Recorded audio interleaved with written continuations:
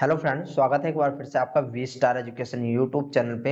And आज के इस लेक्चर में हम बात करेंगे ट्रिप्टोफैन ओप्रोन मॉडल के बारे में। ट्रिप्टोफैन ओप्रोन की आपकी अराउंड 2 क्लास होने वाली हैं। ऐसा क्यों कि भाई साहब इसकी 2 क्लास होगी? क्योंकि जो ट्रिप्टोफैन ओप्रोन हो इसको समझने के लिए आपको केवल 5 मिनट चाहिए, लेकिन इसको 2 क्लास में फिनिश करना पड़ रहा है। ऐसा क्यों? क्योंकि भाई साहब सबसे पहले आपको बेसिक जानना पड़ेगा। बेसिक नहीं जानोगे तो कुछ नहीं जानोगे। दूसरी बात, ये जो ट्रिप्टोफैन ओप्रोन होता है इसके 2 मॉडल होते हैं, यानी कि 2 पाथवे होते हैं जिनके थ्रू ये कंप्लीट होता है। ठीक है ना। एक होता है आपका रिप्रेसर मेडिएटेड, दूसरा होता है आपका एटेन्यूएशन मेडिएटेड।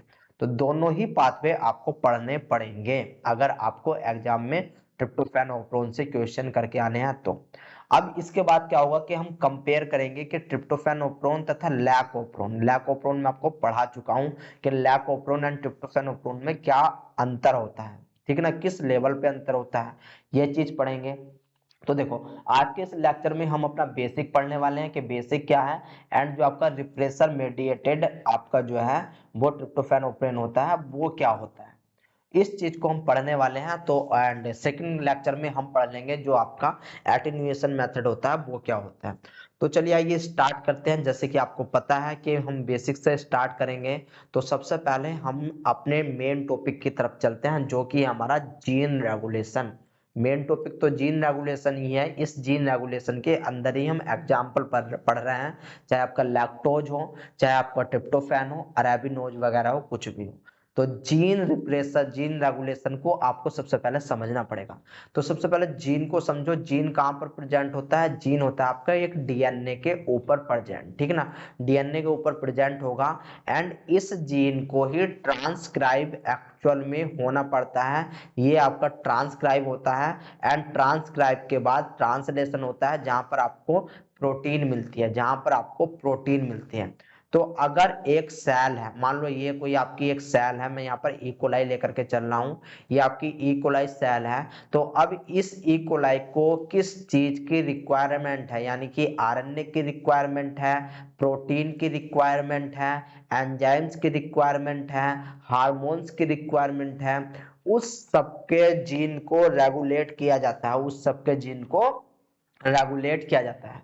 यहाँ पर मैं आपको एक और अच्छी बात बता दूं कि भाई साहब आपका जो आरएनए होता है, ठीक है ना, जो आपके आरएनए होता है, यहाँ पर देखो अगर हम एम आरएनए को छोड़ दें, एम आरएनए को छोड़ दें तो बाकी के जितने भी आप आरएनए देखते हो सबके फंक्शन डायरेक्टली इन्वॉल्व होते हैं आपके, जैसे कि I RNA, M I RNA, T RNA, R RNA, PB RNA, ये सब डायरेक्ट फंक्शन परफॉर्म करते हैं। जबकि जो आपका एमआरएनए होता है इस पे कोडोन प्रेजेंट होते हैं। एंड इन कोडोन के थ्रू ही आपकी प्रोटीन की सिंथेसिस हो पाती है, यहाँ से आपकी प्रोटीन बनती है। एंड प्रोटीन के थ्रू ही फर्दर आपके एंजाइम्स वगैरह बन पाते हैं। तो इतनी बात पता चल गई, बहुत अच्छी बात है। अब इस ई कोलाई को आरएनए की जरूरत है, प्रोटीन की जरूरत है या फिर एंजाइम्स की जरूरत है, उसके अकॉर्डिंग ही आपका जीन का रेगुलेशन होने वाला है। इतनी बात पता चली, बहुत अच्छी बात है। दूसरी बात यहाँ पर एक और समझो कि भाई साहब आपके कुछ मेटाबोलाइट्स होते हैं। आई होप आपको मेटाबोलाइट्स पता हो कि क्या होते हैं। नहीं पता तो मैं बता दूं कि आपकी protein and carbohydrate, protein and carbohydrates को ही हम मेटाबोलाइट बोल देते हैं, जिनको हम एज ए फूड सोर्स लेते हैं। ठीक है ना, या फिर bacteria as a food source लेंगे। ठीक है, इतनी बात पता चली, बहुत अच्छी बात है। प्रोटीन के एग्जाम्पल आपको बताने की जरूरत नहीं कि इसमें अमाइनो एसिड आते हैं, ठीक है ना, एंजाइम्स वगैरह आते हैं। जबकि जो कार्बोहाइड्रेट्स होते हैं उसमें आपके लैक्टोज, सुक्रोज, मैनोज, ठीक है ना, ये सारी चीज आती है। तो ये चीज आपको बताने की जरूरत यहाँ पर है नहीं है।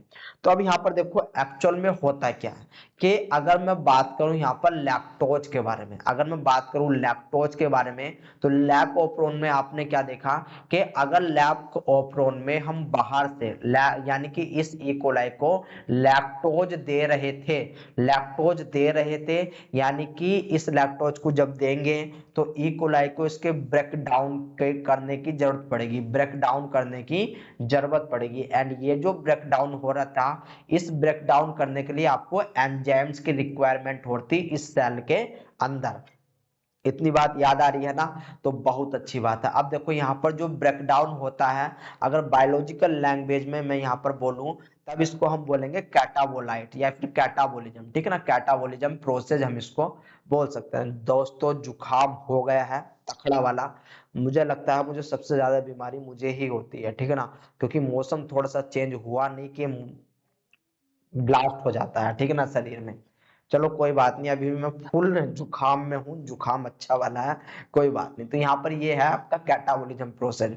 जबकि अगर दूसरे यहाँ पर मेटाबोलाइट्स की बात करूं, तो कुछ मेटाबोलाइट्स ऐसे होते हैं जो ये इकोलाई सेल्फ बनाता है, यानी कि अपने आप बना लेता है। अब ये जो यहाँ पर बनाता है, इनकी सिंथेसिस के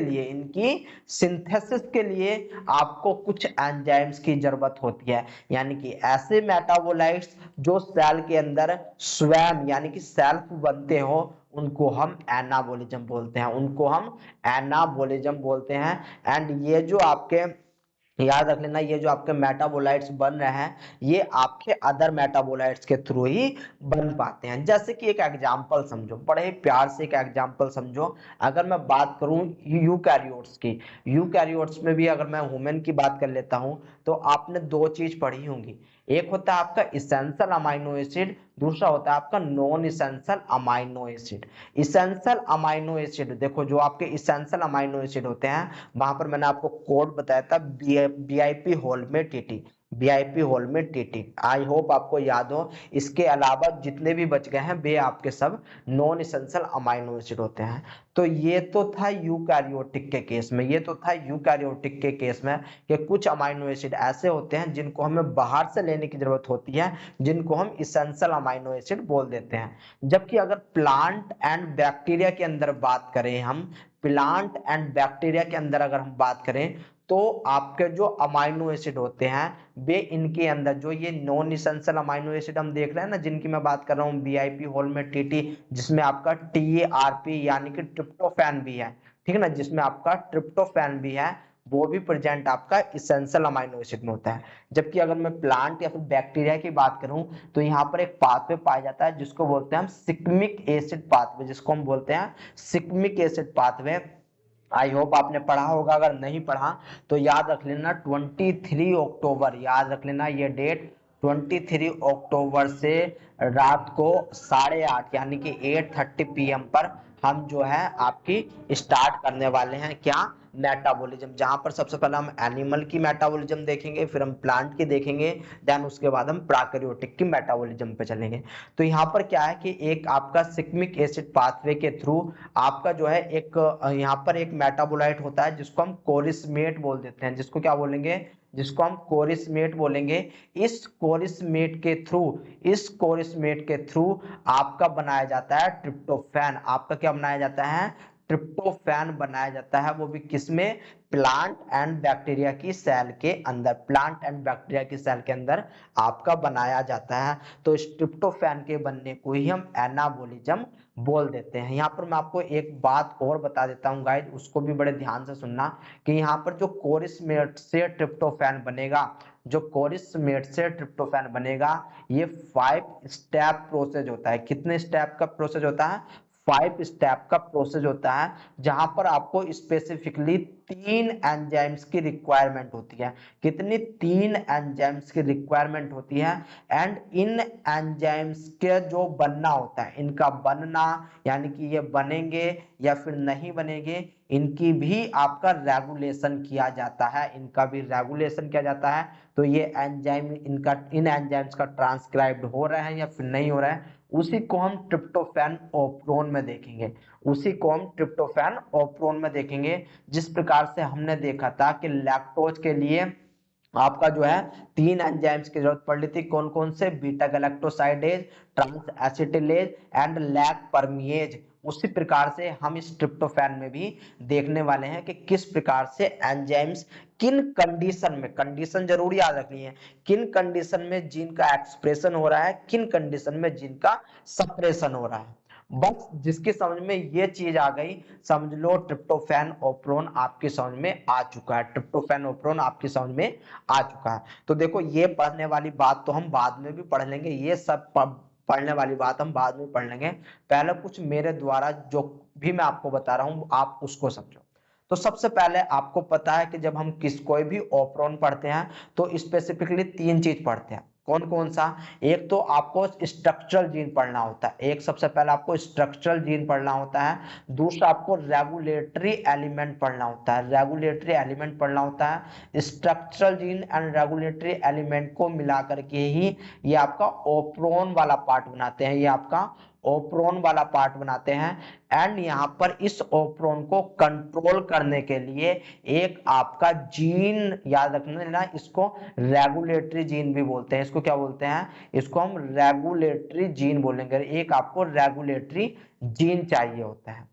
इतनी बात मैं आपको लैक ओप्रोन में भी बता चुका था। तो चलिए आइए ये सारी चीज यानी कि इसका स्ट्रक्चर किस प्रकार से ट्रिप्टोफैन ओप्रोन में हम कर सकते हैं वो सारी चीज देखने की कोशिश करो, ठीक है ना। एंड आई होप गाइज आपको यहाँ पर पीछे कम से कम एक बात तो यहाँ पर पता चली होगी लैक ओप्रोन एंड ट्रिप्टोफैन ओप्रोन में, कि जो लैक ओप्रोन होता है यहाँ पर इसकी हमें कैटाबोलिज्म करनी है, यानी कि इसका हमें ब्रेकडाउन करना है। जबकि यहाँ पर अगर मैं ट्रिप्टोफैन की बात करूं तो ट्रिप्टोफैन को हमें एनाबोलिज्म करनी है, यानी कि यहाँ पर इसकी सिंथेसिस हो रही है, यहाँ पर इसकी सिंथेसिस हो रही है। इस बात को आपको याद रखना है। दूसरी बात, जो लैक्टोज होता है ये कार्बोहाइड्रेट्स होता है, जबकि जो ट्रिप्टोफैन होता है वो आपका एक अमाइनो एसिड है। वो क्या है? आपका एक अमाइनो एसिड है। तो आपको इतनी बात याद रखनी है। इतनी बात पता चली ना, बहुत अच्छी बात है। तो मैं यहाँ पर लैक ओप्रोन को थोड़ा सा पहले आपके लिए डिस्कस कर देता हूँ, ठीक है ना, क्योंकि लैक ओप्रोन को हालांकि मैं पढ़ा चुका हूँ। तो देखो लैक ओप्रोन में हमने देखा था कि लैक ओप्रोन का नेचर कैसा था। तो वहां पर मैंने आपको बताया था कि इसका नेचर निगेटिवली कंट्रोल इंड्यूसिबल ओप्रोन इसको हम बोलेंगे। निगेटिवली कंट्रोल इंड्यूसिबल ओप्रोन इसको बोला जाता है। ऐसा क्यों बोला जाता है इस बात को भी मैं आपको बता चुका हूं, लेकिन फिर भी मैं आपको एक छोटा सा हिंट्स दे देता हूं, आपको जो है रिकैप हो जाएगा। यहाँ पर क्या था कि आपका जो है एक ओप्रोन देखने को मिलेगा जहां पर आपके स्ट्रक्चरल जीन पाए जाते हैं जो कि ZYA थे। इस ZYA का अपना एक ऑपरेटर था, एक अपना एक प्रमोटर था। जो आपका प्रमोटर एंड ऑपरेटर होता है ये आपका ओवरलैप करते हैं, ये आपका ओवरलैप करते हैं। एंड ये जो आपका स्ट्रक्चरल जीन है, ये जो आपका स्ट्रक्चरल जीन है, ये आपका जो है ये प्रमोटर ऑपरेटर को हमने क्या बोला था? रेगुलेटरी एलिमेंट बोला था। क्या बोला था? रेगुलेटरी एलिमेंट बोला था। जबकि ये आपका एक जीन है, ये आपका एक जीन है। इस जीन के आपके जो है ये देखो ये डीएनए स्टैंड है ना, ये आपका डीएनए स्टैंड है, इस पे एक आपका जीन प्रेजेंट है। तो इस डीएनए स्टैंड पे ही आपका एक रेगुलेटरी, याद रख लेना, एक रेगुलेटरी जीन पाया जाता है जिसको हमने लैक आई जीन बोला था। इसका अपना एक प्रमोटर था। तो ये आपका लैक ओप्रोन का एक स्ट्रक्चर था। यहां पर क्या हुआ कि जब नॉर्मल कंडीशन में, दो कंडीशन मैंने आपको बताई थी कि एक कंडीशन में जब आपका लैक्टोज प्रेजेंट नहीं होगा, यानी कि मीडिया में अभी तक लैक्टोज आया नहीं है, तो क्या होगा कि ये जो आपके रेगुलेटरी जीन है ये एक प्रोटीन का निर्माण करती है जिसको हम लैक रिप्रेसर बोलते हैं, जिसको हम क्या बोलेंगे? लैक रिप्रेसर बोलेंगे। जिसका नेचर कैसा होता है कि ये होमोटेट्रामर होता है। एंड ये जाकर के जब आपका लैक्टोज प्रेजेंट नहीं है तब ये जाकर के ऑपरेटर से बाइंड रहेगा, जब ये ऑपरेटर से बाइंड होगा तो यहाँ पर कोई भी ट्रांसक्रिप्शन नहीं हो पाएगा, यानी कि जीन की सिंथेसिस नहीं हो पाएगी। इसलिए ये जो है यहाँ पर देखो हमने इसको बोला था कि ये निगेटिवली कंट्रोल है, ये आपका निगेटिवली कंट्रोल है। फिर इसके बाद इंड्यूसिबल ओप्रोन इसको हमने क्यों बोला? क्योंकि भाई साहब देखो दूसरे नंबर पे हमारा ऐसा हुआ कि लैक्टोज प्रेजेंट हुआ, एंड जैसे ये लैक्टोज प्रेजेंट हुआ ये अब आकर के आपका इस रिप्रेसर पे, ये जो रिप्रेसर है इस रिप्रेसर पे बाइंड करेगा एंड इसको डिसोसिएट करा देगा। जब ये आपका डिसोसिएट कराएगा तब यहाँ पर आपका क्या होगा, तब यहाँ पर आपका आरएनए पॉलीमरेज आकर के जुड़ जाएगा। तब यहाँ पर आपका आराम से आरएनए पॉलीमरेज आकर के जुड़ने वाला है। एंड आरएनए पॉलीमरेज जैसे ही यहाँ पर जुड़ेगा तो आपका ट्रांसक्रिप्शन होना स्टार्ट हो जाएगा, यानी कि नॉर्मल जीन का रेगुलेशन होगा। मैंने अब क्या बोला, नॉर्मल जीन का रेगुलेशन हो रहा है, यानी कि एक्सप्रेशन यहाँ पर हो रहा है। इसी को हम, नॉर्मल को ही तो हमने इंड्यूसिबल बोला था, इसलिए हम इसको इंड्यूसिबल बोलते हैं, इसलिए हमने इसको इंड्यूसिबल बोला था। तो इतनी बात हालांकि मैं आपको बता चुका हूं। आज बारी किसकी है, तो आज बारी है हमारे ट्रिप्टोफैन ओप्रोन की। हम इसी में देखेंगे हम इसको नेगेटिव कंट्रोल बोलेंगे या फिर पॉजिटिव कंट्रोल बोलेंगे। बात नंबर फर्स्ट। बात नंबर दूसरी कि हमको इसको रिप्रेसर, आपका रिप्रेसर बोलना है या फिर इंड्यूसिबल बोलना है, तो उसकी बात भी हम करने वाले हैं। तो सबसे पहले आप इसकी एक प्रकार से स्ट्रक्चरल जीन समझो कि स्ट्रक्चरल जीन क्या होता है। दूसरी बात आपका ओप्रोन क्या होता है, मतलब पूरा का पूरा ओप्रोन क्या होता है, एंड फिर इसका रेगुलेटरी कौन होता है, ठीक है ना। तो आप ये सारी बातें समझने की कोशिश करो। तो यहाँ पर देखो मैं एक डायग्राम बना रहा हूँ, उसमें थोड़ी सी देर लग सकती है, लेकिन आपके हिसाब से उसमें बहुत ही ज्यादा फायदा होने वाला है। तो मान लो यहाँ पर मैंने बना दिया है आपके लिए एक डीएनए, ये डबल स्टैंडर्ड डीएनए। तो सबसे पहले हम स्ट्रक्चरल जीन की बात करते हैं। जब हम स्ट्रक्चरल जीन की बात करते हैं तो यहाँ पर स्पेसिफिकली आपको 5 जीन देखने को मिलेंगे, स्पेसिफिकली 5 जीन देखने को मिलेंगे। वे कौन कौन से होंगे, तो यहाँ पर आपको याद रखने वाली बात है, यहाँ पर देखो मैं ये उल्टे बना रहा हूँ, तो आपको भी अगर आप कभी भी बनाना चाहोगे तो ऐसे आप इजी रहोगे, A B C D E, ठीक है ना। ई ये आपके स्ट्रक्चरल जीन है। इनका जो हम देखो, इनका लिखने का तरीका कैसे है, सबसे पहले ई आएगा, फिर डी आएगा, फिर सी आएगा, फिर बी आएगा, सबसे लास्ट में ए आएगा। तो ये 5 स्ट्रक्चरल जीन हो गए। अब इन 5 स्ट्रक्चरल जीन के पास में ही एक और अलग से जीन होता है, एक और अलग से जीन होता है जिसको हम बोलते हैं TRPL, TRPL जीन। ये भी आपका जीन होता है। एक्चुअल में ये भी पार्ट होता है आपका स्ट्रक्चरल जीन का ही, ये भी पार्ट होता है स्ट्रक्चरल जीन का ही, लेकिन ये कोई भी एंजाइम्स नहीं बनाता, ये कोई भी एंजाइम्स नहीं बनाता, इसलिए हम इसको स्ट्रक्चरल जीन में ना गिनते हैं, ठीक है ना। लेकिन होता है स्ट्रक्चरल पार्ट से, क्योंकि यहाँ से ही हमारा ट्रांसक्रिप्शन स्टार्ट होता है, यही हमारी +1 साइड होती है। मैंने आपको बहुत अच्छे से बता रखा है कि +1 साइड से ही आपका ट्रांसलेशन स्टार्ट होता है, आपका ट्रांसलेशन स्टार्ट होता है, यानी कि आपका ट्रांसक्रिप्शन आपका स्टार्ट होता है। इतनी बात पता चली, बहुत अच्छी बात है। अब यहाँ पर देखो और क्या होगा, यहाँ पर ये तो बना दिया मैंने स्ट्रक्चरल जीन। अब इस स्ट्रक्चरल जीन के लिए आपका एक अपना प्रमोटर होगा, एक ऑपरेटर होगा, यानी कि ऑपरेटर एंड प्रमोटर होता है। ये प्रमोटर एंड ऑपरेटर जो होता है आपस में ओवरलैप करते हैं, एंड ये नजदीक यानी कि फिजिकल कांटेक्ट बनाए रखते हैं स्ट्रक्चरल जीन से, फिजिकल कांटेक्ट बनाए रखते हैं स्ट्रक्चरल जीन से। तो इतने को यहां से लेकर के एंड ये पोर्शन आपका क्या हो गया, इसको बोलेंगे हम ओप्रोन, इसको क्या बोलेंगे, ओप्रोन बोला जाएगा, ठीक है ना। यानी कि ट्रिप्टोफैन ओप्रोन इसी को बोलेंगे। इतनी बात समझ में आ गई, बहुत अच्छी बात है। अब दूसरी बात देखो कि ये जो ट्रिप्टोफैन ओप्रोन है, इसको कंट्रोल करने के लिए आपको एक जीन की रिक्वायरमेंट पड़ेगी।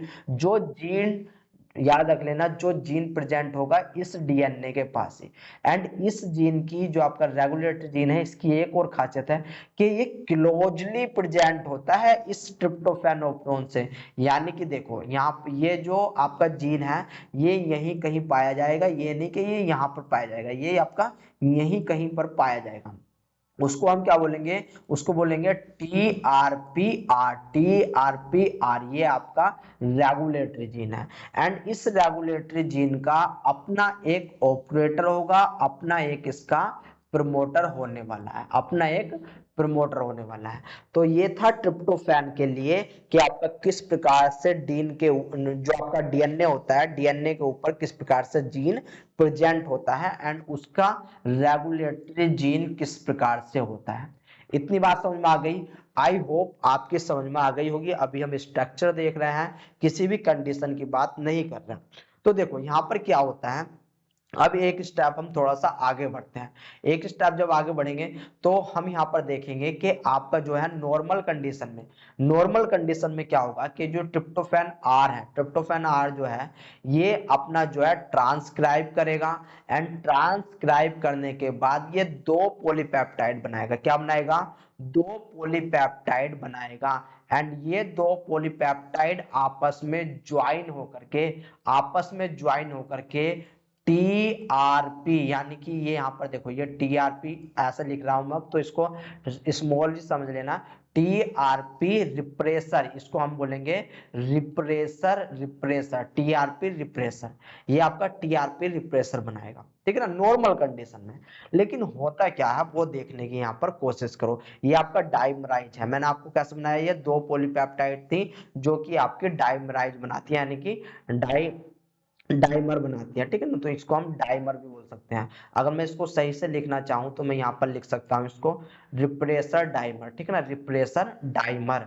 तो मैं यहाँ पर इसको आर डी कर रहा हूं, तो आर डी से आप जो है समझ जाना, ये आपका रिप्रेसर डाइमर है।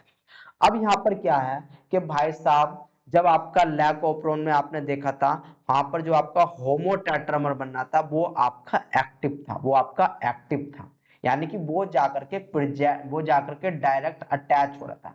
लेकिन यहाँ पर ये ऐसा नहीं करेगा, ऐसा क्यों? क्योंकि ये जब बनता है तो ये कैसा होता है, ये आपका इनएक्टिव फॉर्म में होता है,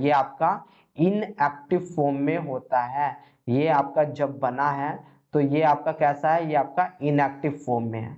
अब ये आपका एक्टिव कब होगा? तो उसकी बात करेंगे हम आगे। अब हम यहाँ पर आपने ट्रिप्टोफैन को भी देख लिया कि किस प्रकार से जो आपका ट्रिप्टोफैन रिप्लेसर था या फिर ट्रिप्टोफैन आर जीन था वो किस प्रकार से उसने डाइमर बना करके तैयार रख लिया नॉर्मल कंडीशन में। इतनी बात पता चली, बहुत अच्छी बात है। अब यहाँ पर एक स्टेप और आगे बढ़ते हैं। अब स्ट्रक्चरल जीन का जो प्रोडक्ट है वो देखने की यहाँ पर कोशिश करो। तो यहाँ पर ई से एक, यहाँ पर देखो पूरा का पूरा एक प्रकार से ये ट्रांसक्राइब का, ठीक है ना, एक आपका एमआरएनए बनेगा। मैंने आपको बताया था कि आपका एक ही स्टैंड में, याद रख लेना, एक ही स्टैंड में पूरा का पूरा जो स्टैंड है वो ट्रांसक्राइब्ड हो जाता है। अब यहाँ पर जैसे ही ये ट्रांसक्राइब्ड हुआ तो ई के लिए प्रोटीन अलग से बनेगी, डी के लिए प्रोटीन अलग से बनेगी, सी के लिए आपकी प्रोटीन अलग से बनेगी, बी के लिए अलग से बनेगी, ए के लिए अलग से बनेगी। इनको हम पॉलीपेप्टाइड के नाम से जानेंगे। इनको क्या बोलेंगे? इनको हम पॉलीपेप्टाइड के नाम से जानते हैं। एंड ये पॉलीपेप्टाइड जो रहेंगे, ये जो आपका पॉलीपेप्टाइड है ये आपस में मिल करके, यानी कि ये आपका जो ई एंड डी रहेगा, जो आपकी ई एंड डी है, ई एंड डी मिलकर के एक एंजाइम्स बनाएगी जिसको हम एंथ्रानाइलेट बोल देते हैं। एंजाइम्स याद करने की आपको जरूरत नहीं है, ठीक ना, एंजाइम्स याद करने की आपको जरूरत नहीं है। इसके बाद जो सी है ये अपना एक दूसरा एंजाइम्स बनाएंगी, जबकि जो आपकी बी एंड ए है ये आपका एक तीसरा एंजाइम्स बनाएंगी। एंड ये तीनों के तीनों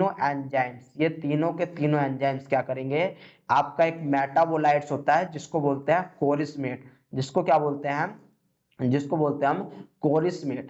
इस कोरिस्मेट को कन्वर्ट कर देंगे ट्रिप्टोफैन में। इतनी बात समझ में आ गई? आई ना इतनी बात समझ में? बहुत ही अच्छी बात है। बस तो फिर हमें यही पढ़ना है।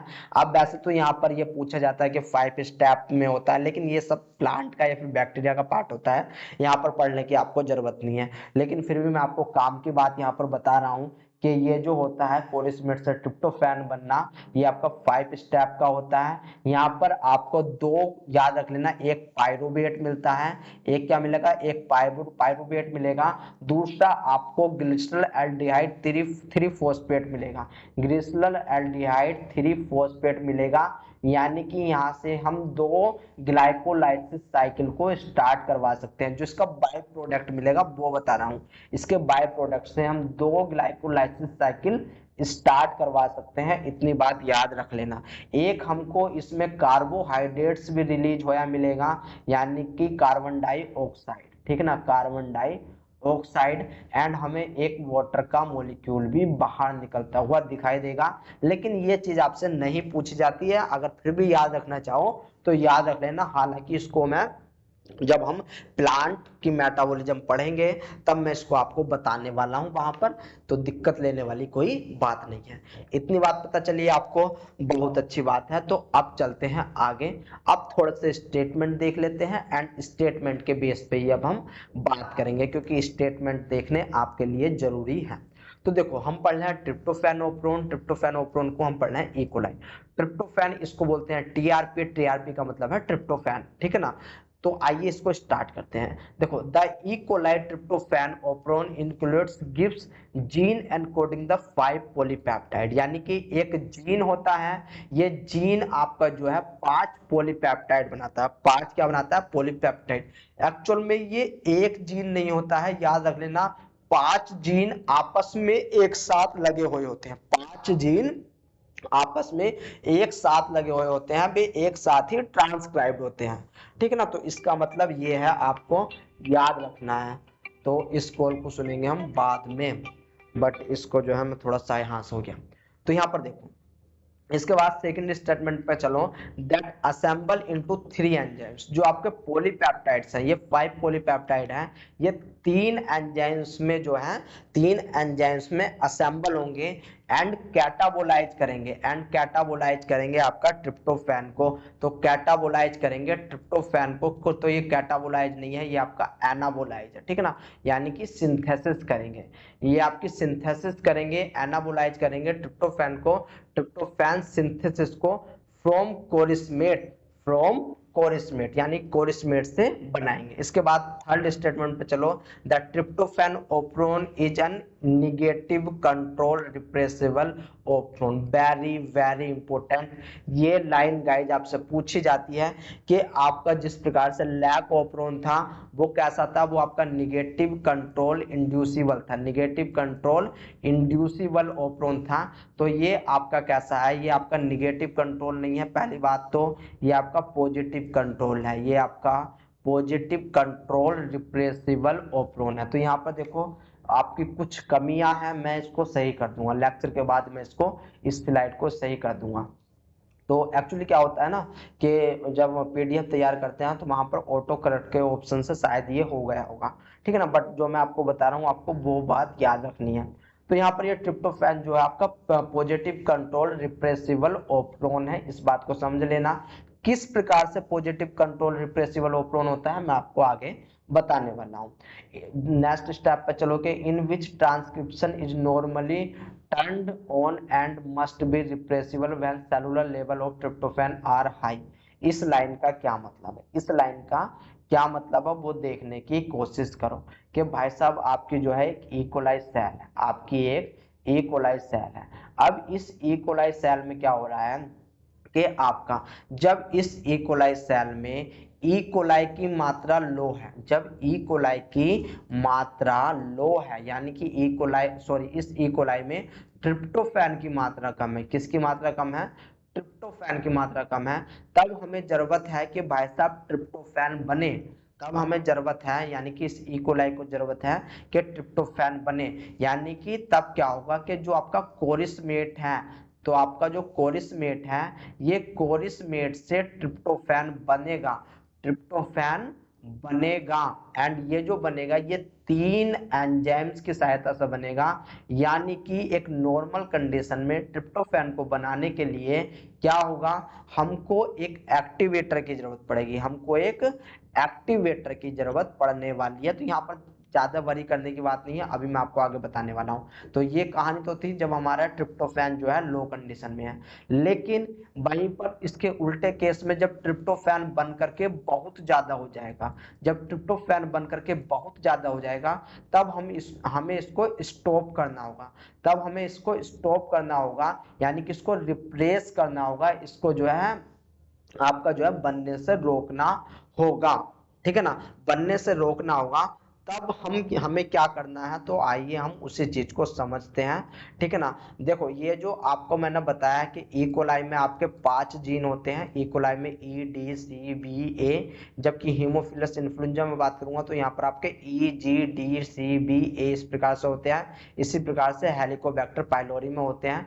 तो आपको वरी करने की जरूरत नहीं होती, सब में सेम कॉन्सेप्ट लगेगा, बस जीन आपके ज्यादा हो जाएंगे, जीन आपके ज्यादा हो जाएंगे। मेनली आपसे इकोलाई के बारे में पूछा जाता है, तो इतनी वरी करने की आपको जरूरत है नहीं है, इतनी वरी करने की जरूरत आपको है नहीं है। तो स्ट्रक्चरल जीन ऑर्गेनाइजेशन हमने समझ लिया कि स्ट्रक्चरल जीन ऑर्गेनाइजेशन क्या होता है।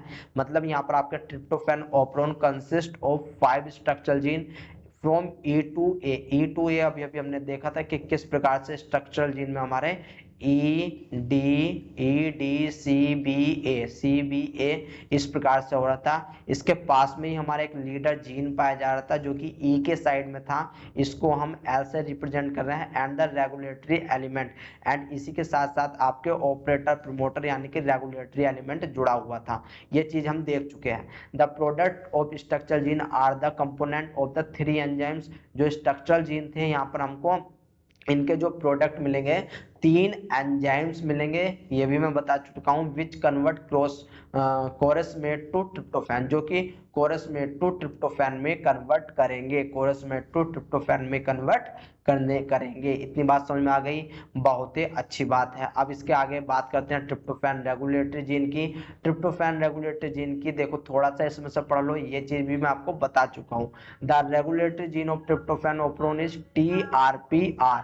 जो हमारा रेगुलेटर जीन होता है उसको हम TRPR बोल देते हैं, विच एनकोड TRY रिप्रेसर, जो कि आपका TRP रिप्रेसर बनाता है। ये आपका TRP है, TRP यानी कि ट्रिप्टोफैन रिप्रेसर बनाता है। देख लिया इसका नेचर कैसा है, इसका नेचर आपका डाइमर का है। ये डाइमर जो होता है इसको हम होमोडाइमर बोलते हैं, क्योंकि जो पॉलीपेप्टाइड होती है वो आपकी सेम होती है, कंसिस्ट ऑफ 2 आइडेंटिकल सब यूनिट, 2 आइडेंटिकल सब यूनिट की बनी हुई होती है, जिसमें ऑलमोस्ट जो अमाइनो एसिड होते हैं 107 अमाइनो एसिड रेसिड्यू आपके पाए जाते हैं, 107 अमाइनो एसिड आपके पाए जाते हैं। इतनी बात हम बात कर चुके थे। अब देखो यहाँ पर होता क्या है, अब यहाँ पर होता क्या है वो भी देखने की कोशिश करो कि the repressor itself alone can not bind DNA। जो आपका होमोडाइमर बना हुआ है ये आपका अकेला जाकर के ऑपरेटर से बाइंड नहीं हो सकता, ऑपरेटर से बाइंड नहीं हो सकता। क्यों? क्योंकि ये आपका जो डाइमर बना है, होमोडाइमर बना है, ये इनएक्टिव होता है। It had binding site for tryptophan amino acid. अब क्या होता है कि इसको एक्टिव करने के लिए आपके सेल के अंदर ट्रिप्टोफैन का होना बहुत ज्यादा जरूरी होता है। अभी बात करेंगे, कंफ्यूज होने की जरूरत नहीं है इसके। अब यहाँ पर ये बता रहा हूं मैं आपको कि जो आपका होमोडाइमर बना है इसके पास 2 बाइंडिंग साइट होती है, यानी कि एक एक पॉलीपेप्टाइड पे 2 बाइंडिंग साइट्स होती हैं ट्रिप्टोफैन की। ठीक है ना। 2 molecule of tryptophan bind to repressor causing it conformation change that make capable to repressor to bind tryptophan ओप्रोन। चलिए आइए इसी चीज को हम समझते हैं। एंड अब हमारा स्टार्ट होता है आपका जो है वो मेन लेक्चर। तो ये हमारा रिप्रेसर मेडिएटेड, एटेन्यूएशन मेडिएटेड, सबसे पहले आप इसको भी समझ लो एक बार, क्योंकि आप इसको समझ लोगे तो और भी अच्छी बात है। फिर उसके बाद ही हम अपनी कहानी स्टार्ट करते हैं। क्योंकि ये जो आपका देखो, ये अब आपका एक क्वेश्चन आता है कि जो ये ट्रिप्टोफैन ओप्रोन है, ये जो आपका ट्रिप्टोफैन ओप्रोन है, अब ये बताओ भाई साहब, जैसे कि लैक ओप्रोन को आप समझ रहे थे कि वहां पर रिप्रेसिबल जो आपका जीन था, रिप्रेसिबल जो जीन था उसी से कंप्लीट हो रहा था आपका जो है 100% लैक ओप्रोन। तो यहाँ पर अगर हमें ट्रिप्टोफैन को, जो ट्रिप्टोफैन की सिंथेसिस है उसको अगर हमें इनहिबिट करना है, उसको हमें इनहिबिट करना है, उसको हमें रोकना है, तो भाई साहब किस प्रकार से हम उसको रोक सकते हैं, किस प्रकार से उसको रोक सकते हैं? तो उसके लिए 2 पाथवे होते हैं, 2 पाथवे होते हैं। एक तो पाथवे होता है कि भाई साहब जो हमारा रिप्रेसिबल यानी रेगुलेटरी जीन है जिसका प्रोडक्ट हमारा TRPR है, या तो हम इसके थ्रू रोक सकते हैं, ये ऑपरेटर पे जाकर के बाइंड होगा, देन आपका जीन का रेगुलेशन नहीं हो पाएगा। एक तो ये, दूसरा होता है एटीन्यूएशन प्रोसेस, दूसरा होता है एटीन्यूएशन प्रोसेस। एटीन्यूएशन में कौन हेल्प करेगा, तो एटीन्यूएशन में हेल्प करेगा जो हमने जो आपका टीआरपी टीआरपीएल यानी कि जो लीडर जीन देखा है, जो हमने लीडर जीन देखा है, इसको टीआरपीएल को हम लीडर जीन भी बोल देते हैं। लीडर जीन आपका ये टीआरपीएल, ये जो आपका टीआरपीएल होता है इसी को हम लीडर जीन बोलते हैं, इसी को हम लीडर जीन बोलते हैं। इतनी बात समझ में आ गई, बहुत ही अच्छी बात है। तो अब थोड़ा सा डिफरेंस और जान लो इनके बारे में कि किस प्रकार से आप जो है इनको कंट्रोल कर सकते हो। यानी कि there are two mechanism are required for the regulation of tryptophan operon. Tryptophan को रेगुलेट करने के लिए दो मैकेनिज्म की जरूरत होती है। एक क्वेश्चन और आ जाता है कि भाई साहब क्या इनमें से ट्रिप्टोफैन रिप्रेसर अकेला ट्रिप्टोफैन को रेगुलेट कर सकता है या फिर एटीन्यूएशन आपका अकेला रेगुलेट कर सकता है। तो आंसर ये है कि भाई साहब ये दोनों को एक साथ काम करना पड़ेगा, तब जाकर के ट्रिप्टोफैन का रेगुलेशन हो पाएगा, तब जाकर के ट्रिप्टोफैन का रेगुलेशन हो पाएगा। यानी कि जो ट्रिप्टोफैन आर है ये अराउंड 70 to 75, याद रख लेना 70 to 75% जो है वो ट्रांसक्रिप्शन को रेगुलेट करता है, यानी कि ट्रिप्टोफैन को रेगुलेट करता है। जबकि एटीन्यूएशन जो है वो आपका एटीन्यूएशन आपका 10 to 50% आपका जो है रेगुलेट करता है, 10 to 15% आपका रेगुलेट करता है। इस बात को याद रख लेना। यहाँ पर 100% क्यों नहीं हुआ, तो मैंने आपको पहले कंडीशन बता रखी थी कि जितने भी मेटाबोलाइट होते हैं इनके लिए एंजाइम, जिन एंजाइम्स की जरूरत होती है वे आपके एक प्रकार से सेल के अंदर बेसल लेवल में प्रेजेंट होते हैं, यानी कि बेसल लेवल उनका बना हुआ होता है, ठीक है ना। एंड वो परसेंटेज आपका 5 से 10% होता है जो आपका बेसल लेवल होता है। इतनी बात समझ में आ गई, बहुत अच्छी बात है। तो देखो there are two mechanism are required for the regulatory of tryptophan operation, यानी ट्रिप्टोफैन को रेगुलेट करने के लिए दो मैकेनिज्म की रिक्वायरमेंट पड़ती है। एंड आपके कंप्लीटली रेगुलेट कब होंगे वे, कंप्लीटली का मतलब है बेसल लेवल को छोड़ करके, जब आपके ये दोनों एक साथ काम करें, यानी कि रिप्रेसर भी एंड एटीन्यूएशन भी, रिप्रेसर भी एंड एटीन्यूएशन भी आपके एक साथ काम करें। यानी कि जो आपका रिप्रेसर, अब यहाँ पर देखो कुछ इनकी प्रॉपर्टीज होती हैं, जैसे कि जो रिप्रेसर होता है, रिप्रेसर मेडिएटेड में आपको रिक्वायरमेंट पड़ेगी, requirement functional of TRP repressor, जिसको हमने टीआर, याद रख लेना टीआरपीआर बोला है, टीआरपीआर बोला है। जबकि एटीन्यूएशन में रिक्वायरमेंट पड़ेगी टीआरपीएल की, यानी कि लीडर जीन की, ठीक है ना। तो ये था आपका बेसिक फर्स्ट स्टेटमेंट। इसके बाद जो रिप्रेसर होता है यहाँ पर about 70% fold transcription is reduces by repressor, यानी कि यहाँ पर देखो जो रिप्रेसर है उसका क्या होगा कि आपका 70% से वो रिड्यूस हो सकता है, यानी कि रिप्रेसर रेगुलेट कर सकता है 70% से। जबकि हमें क्या करना है कि आपका एटीन्यूएशन जो है, एटीन्यूएशन में हमारा केवल 10 to 12 या 10 to 15% जो है ट्रांसक्रिप्शन को रेगुलेट कर सकता है या फिर रिड्यूस कर सकता है। इसके बाद ये लाइन इंपॉर्टेंट है, इस बात को याद रख लेना कि जो रिप्रेसर होता है, repressor respond according to the concentration of free tryptophan amino acid, ठीक है ना। जो रिप्रेसर होता है ये आपका कब काम करेगा, जब सेल के अंदर free tryptophan amino acid present हो, ये तब काम करेगा। जबकि जो एटीन्यूएशन मेडिएटेड होता है ये कब काम करता है, जब आपके अंदर चार्ज टीआरएनए प्रेजेंट हो, चार्ज टीआरएनए प्रेजेंट हो। इसकी कहानी हम कल ही देखेंगे आपके आराम से कि किस प्रकार से ये काम करता है, यानी कि it depends upon charge tRNA concentration, ये चार्ज टीआरएनए कंसंट्रेशन पे काम करता है। इतनी बात पता चली, बहुत अच्छी बात है। आगे देखो कि repressor process occur at transcription level, जो रिप्रेसर प्रोसेस होता है ये हमारे ट्रांसक्रिप्शन लेवल पे होता है, जबकि जो एटीन्यूएशन प्रोसेस होता है ये हमारा प्री मैच्योर ट्रांसक्रिप्शन टर्मिनेशन का प्रोसेस होता है, ठीक है ना। तो दोनों में जो मैंने यहाँ पर डिफरेंस लिखा हुआ है आपसे स्टेटमेंट के थ्रू पूछ लिया जाता है। आई होप गाइज आपको स्टेटमेंट याद रहेंगे। अगर कोई सा स्टेटमेंट समझ में नहीं आ रहा कमेंट कर दो मेरे को, ठीक है ना, कमेंट कर दो, मैं वहां पर खुद देख लूंगा। अब देखो इसके बाद बात करते हैं हम अपने मेन, जो मैंने आपको कहा था कि भाई साहब 5 मिनट का खेल है। तो सबसे पहले हम बात करेंगे व्हेन ट्रिप्टोफैन लेवल आर लो। जब ट्रिप्टोफैन लेवल आपका इकोलाई के अंदर लो है तब क्या होने वाला है, तब क्या होने वाला है, कंडीशन रख दी है हमने। तो सबसे पहले यहाँ पर हम जो अपना एक ऑपरेंड बना करके तैयार कर लेंगे। तो यहाँ पर मैं लिख रहा हूँ ई, ई इसके बाद आता है D, E D C B A, E D C B A, ये स्ट्रक्चरल जीन हो गई।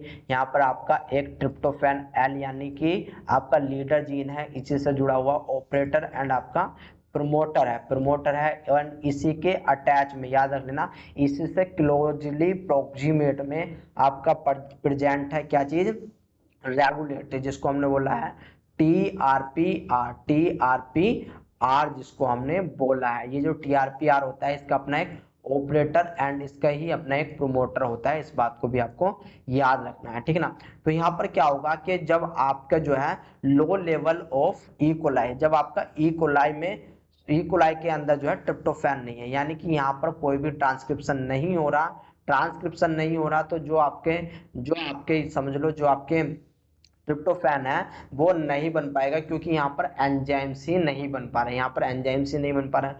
जब नहीं बन पा रहे हैं तब यहाँ पर क्या होने वाला है, तब यहाँ पर क्या होने वाला है, उस चीज को देखने की कोशिश करो। तो भाई साहब यहाँ पर नहीं होगा, तो वो चीज मैं आपको इस वाले कलर से समझाता हूँ। यहाँ पर आपको जो आपके ट्रांसक्रिप्शन रिप्लेसर है, यहाँ पर आपके ट्रांसक्रिप्शन रिप्लेसर बनेगा, यानी कि आपका जो है टीआरपी रिप्रेसर प्रोटीन बनेगी, जो कि एक डाइमर है, जो कि एक डाइमर है। अब ये क्या है, नेचर में इनएक्टिव है, ये नेचर में कैसी है, इनएक्टिव होने वाली है, क्योंकि इसको एक्टिव होने के लिए ट्रिप्टोफैन की रिक्वायरमेंट है एंड ट्रिप्टोफैन आपका लो लेवल में है या फिर है ही नहीं। जब ये लो लेवल में है तो यहाँ पर आपका जो है ये ऑपरेटर से जाकर के बाइंड ही नहीं कर पाएगा, ये आपका जाकर के बाइंड ही नहीं कर पाएगा। एंड जब गाइज ये बाइंड नहीं कर पाएगा, तो यहाँ पर जब ये बाइंड नहीं कर पा रहा, तो यहाँ पर अब आपका आरएनए आकर के इस प्रमोटर साइड से जुड़ जाएगा, इस प्रमोटर साइड से जुड़ जाएगा। एंड जैसे ही आपका आरएनए आया है, +1 साइड से आपका ट्रांसक्रिप्शन होना स्टार्ट होगा। एंड यहाँ पर आपको एक ट्रांसक्राइब्ड क्या मिलेगा, आरएनए मिलेगा। एंड इस ट्रांसक्राइब्ड आरएनए से आपको पॉलीपेप्टाइड मिलेंगी। एंड ये पॉलीपेप्टाइड आपस में क्या करेंगी, ये एंजाइम्स का निर्माण करेंगी। एंड एंजाइम्स का निर्माण करने के बाद ये कोरिस्मेट से ट्रिप्टोफैन बनाएंगी, कोरिस्मेट से क्या करेंगी, ट्रिप्टोफैन बनाएंगे। यानी कि जब आपका ट्रिप्टोफैन लो था, जब आपके ट्रिप्टोफैन की कंसंट्रेशन लो थी, तब एक्सप्रेशन पे क्या इफेक्ट पड़ा, तब आपका जो एक्सप्रेशन है वो एक्सप्रेशन जो है ऑन रहेगा, एक्सप्रेशन ऑन रहेगा। आपको इतनी बात समझनी है, इतनी बात समझ में आ गई, बहुत ही अच्छी बात है। अब देखो इसके बाद हमारी बारी आती है कि जब आपका ट्रिप्टोफैन लेवल हाई हो, जब ट्रिप्टोफैन लेवल हाई हो तब क्या होने वाला है। तो देखो इसके लिए भी मैं एक यहाँ पर डायग्राम बना देता हूँ, अब आपको समझना है, ठीक है ना। बस अब आपको कुछ नहीं, आपने बेसिक समझ ही लिया है। यहाँ पर आपका ई डी सी बी ए, ठीक है ना, सी बी ए, इसके साथ लगा हुआ लीडर जीन, देन आपका ऑपरेटर एंड प्रमोटर होता है। एंड देन आपका इसी से रिलेटेड होता है आपका, यहाँ पर मैं खाली आर लिख रहा हूँ, इसका एक अपना ऑपरेटर एंड इसका एक अपना प्रमोटर होता है। यहाँ पर ये जो आपका ट्रिप्टोफैन रिप्रेसर है, इसने एक प्रोटीन बनाया जिसको हम बोलते हैं ट्रिप्टोफैन रिप्रेसर, ठीक है ना, होमोडाइमर है इसका नेचर, इसको बोलेंगे हम टीआरपी रिप्रेसर, टीआईपी रिप्रेसर।